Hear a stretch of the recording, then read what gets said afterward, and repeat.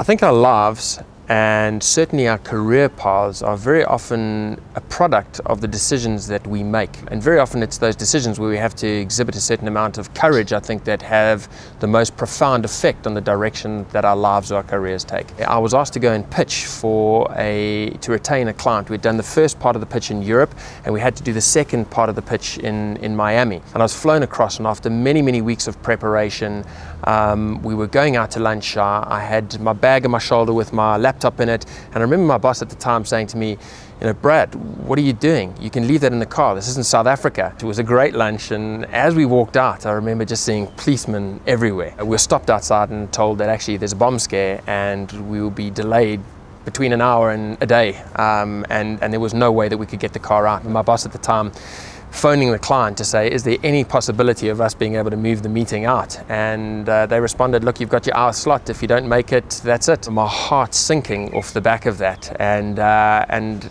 sinking even further when he turned to me and asked, Brad, do you mind going and doing this by yourself? I remember thinking, I'm not ready for this, and having a whole host of insecurities about going and presenting to this, all of the senior management of this client. Just turning around and saying, without even thinking, of course I'll go, in a very confident manner.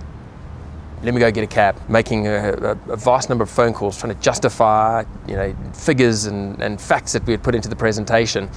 And arriving at the client's offices, the look in their face when they saw absolutely nothing but ourselves, and they said, do you have anything to plug in, any AV equipment you need? And we said, no, this is just us. At that point, the client realized that we had an intimate knowledge of their business, that we didn't need the props, that we could talk about it, and we just had a conversation around a table about how we as an organization would improve and develop and support their business. There were two things that came out of it. One, we retained the client, which was absolutely amazing. But the second part, and I think the more important part for me, was that I was seen to my boss, or in my boss's eyes, as someone that he can trust with bigger decisions.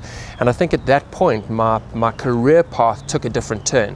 I was afforded many more opportunities because of my ability to demonstrate courage in a certain situation. I would encourage anyone within the organization to sometimes be brave when you have to make certain choices we're not necessarily comfortable with, but trust in yourself and drive forward.